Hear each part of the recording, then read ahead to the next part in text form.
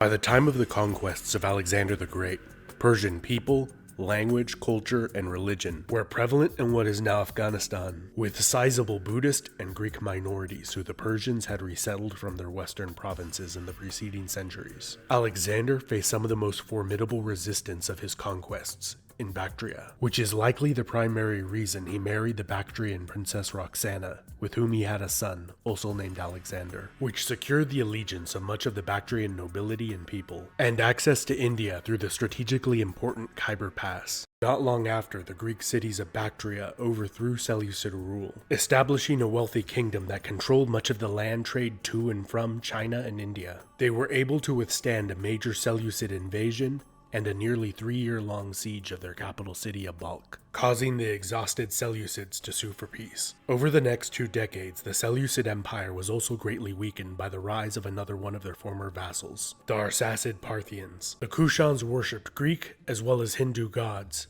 but gradually over time, Buddhism became more prevalent and was widely promoted within the empire's borders, and even without, with Buddhist merchants and missionaries traveling to Han China, which many believe were the first to introduce Buddhism to China. The Kushan Empire was the crossroads of the world. Manufactured goods from as far away as China, Rome, and Aksumite Ethiopia would have been common sights in the great cities of the Kushan Empire. Unlike the Yuezhi before them, they largely adopted much of the local culture before being reconquered by the Sasanians. It was during Sasanian rule that the first recorded instance of the term Afghan was made in reference to the people inhabiting the mountainous eastern provinces of the empire, and is likely derived from the Pashtun ethnic group, which is the largest in Afghanistan. By the time of this region's conquest by the Arab caliphates, Buddhism and the Persian Zoroastrian faith were the dominant religions in the land that proved difficult to control. In the east, Kabul managed to remain an independent, wealthy city-state controlling trade through the Khyber Pass to India, ruled over by Buddhists and Hindus. It was not until the late 9th century that the Safarid dynasty, founded by a Persian coppersmith born in southwestern Afghanistan, successfully rebelled against the Abbasid Caliphate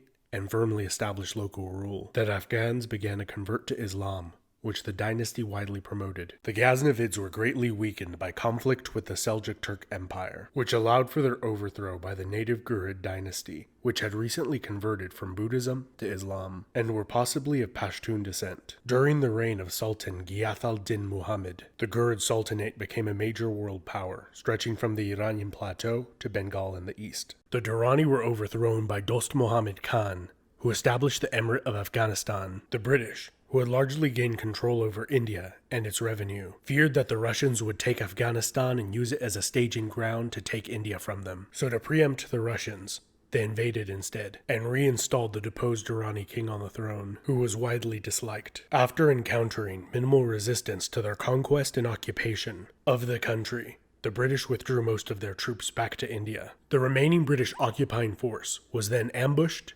and was almost completely slaughtered as they attempted to retreat from the country, in an event that shocked Great Britain and the Western world.